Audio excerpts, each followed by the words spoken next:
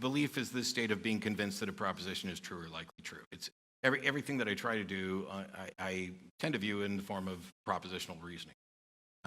So when we talk about the narrative. Yeah, that's a problem, by the way. Okay. Yeah, well, you can't reduce the world to a set of propositions. Why not? Oh. Look. Show me something that is no true problem, in the world that is not a proposition. That, like that you an cannot explicit, put in the, statable proposition? something that is demonstrably true that I could not put in a proposition. Oh, that's easy. You Okay. sure you want to go there? I'm not afraid of anything. Okay. Okay. If I'm wrong, I want to know I'm wrong. But Yeah. I'm trying to, for years I had this thing going where people would say, oh, and this is kind of what we're getting at from a different angle. I would say, they would be afraid of what we would lose if we lost religion. And I basically said, demonstrate to me any benefit. Oh, you'd lose art and poetry and drama and narrative and Why? story.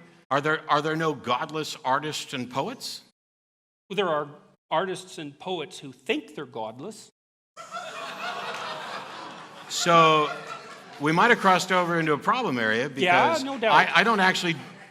I can't draw for crap, although I do draw during the show. But one of the individuals who came to the show the other night handed me something that she had spent a great deal of time drawing. She's a wonderful artist. I'm very grateful to get it.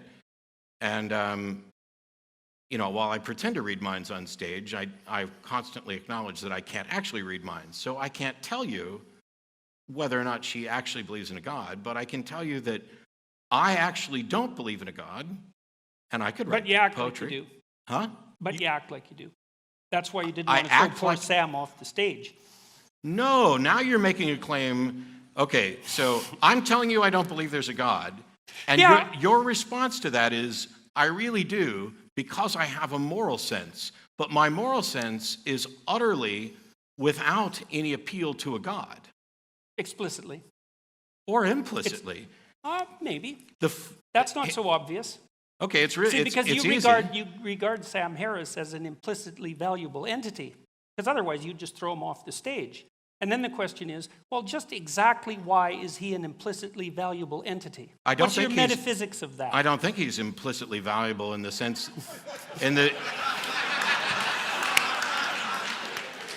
I don't think he's implicitly valuable in the sense that the universe has implied that there's something explicit about it. For me, morality is far simpler than some people. No, wait, make you it out sounded to be. doubtful about that.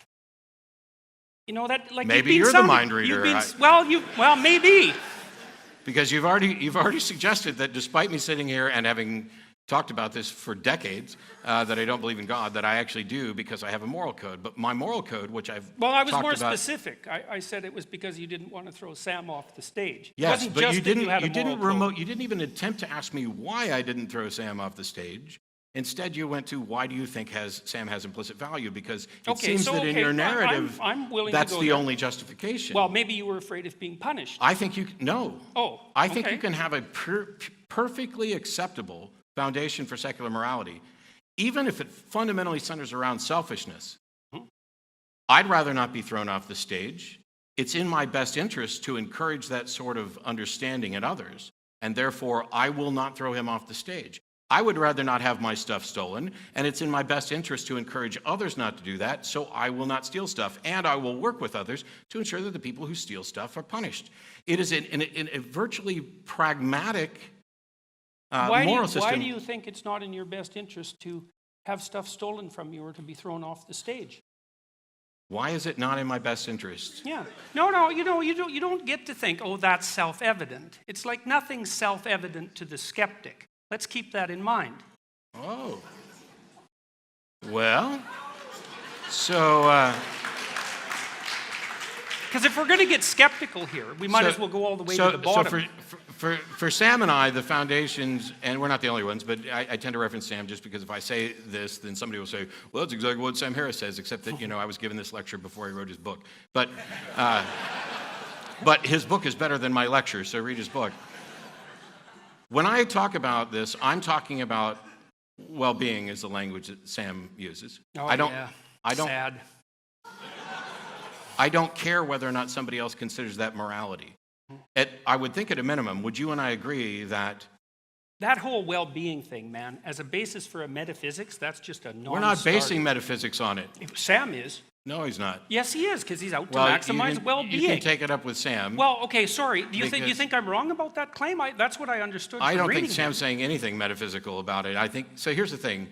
We are physical beings. Well, it's his fundamental claim, so it's sort of at the basis of his ethic. And so he says, well, we should work to maximize people's well-being, or at least to, well, he does a bit more than that, because he says we should minimize their suffering. He's not maximize, minimize in this sense of simple consequentialism. Let me do this. Okay. We're physical beings in a physical universe, and the laws that dictate how things work in the universe, they are the ultimate arbiters of what is or isn't in our best interest, whether we know it or not. So, for example, so far as I can tell... Then why do you need free will? I don't think Why we do you need believe free in will. it then? Why do you attribute agency to things if the laws of the universe can get to that one point? Well, yeah, but there was a contradiction Because that was confusing me. free will isn't relevant to this. It is if the laws of the universe are what are dictating what's good for us. No, because if you chop off my head, that is clearly not good for me. And it doesn't matter whether it was an act of free will or if it was my lawnmower. It's clearly not good for you because you think you're valuable and worth preserving. Yes. Okay, that's the issue. Why do you think you're valuable and worth preserving? Because I am the descendants of people who thought they were valuable and worth preserving, and the ones who didn't think that have killed themselves. But this is not a statement about... This is not a statement about intrinsic value. I don't know. Yes, I think it is. Okay, but I think it is. Okay. The reason that we talk about this in terms of well-being is because irrespective of whether or not I care about well-being, there are facts about well-being. Sure, let's hear them, man. Line those suckers up. If you chop off my head, it's in contradiction to my well-being. I mean, but the point... No, I wasn't willing to grant that, actually. Okay. I'm saying that's a metaphysical presupposition. You're just saying I have to accept that. No, I'm not telling you at all what to accept. Sure you are. You're saying that your death would be wrong. I'm trying to explain what my position is. Okay, but you said that wouldn't be in accordance with your well-being. Okay, that's a metaphysical statement or philosophical statement. It's not an obvious fact. That chopping off somebody's head is contrary to their well-being. It depends on how you define well-being. Sure. Yeah, but it matters. But if you define well-being as this glass of water, we're no longer talking about the same thing. Well, you can define well-being. That's fine. That's what I'm waiting for. This is what I'm... Well, you can't do it. You can't define well-being. It's well, then why should I try? I certainly can't do it if you keep telling me I can't do it. Okay, sorry. Okay, I'll back off. There's a... Go ahead. I'm all ears. So, the primary objection to mine and Sam's position that keeps coming back is, why should anybody care about well-being? And we both will acknowledge that this is, in fact, a subjective preference. There are people who are going to care about well-being, there are people who aren't. The second objection is that well-being is not clearly defined. Both of us have acknowledged this. It's not as if we're saying we have all the answers to how to go about living a better life. We're just saying that however we're going to define well-being, which is, I say you can start with a couple of foundations. You could start with death is preferable to life, but you don't get very far that way. And Stop suffering. Well, no, I'm saying you could start with death is preferable to life, but you don't get very far that way because those you do. You stop suffering. You just die. Yes. Right, so you can start with the presupposition. Except that when you're dead, you're not being, so there's no well-being. No, well, that's...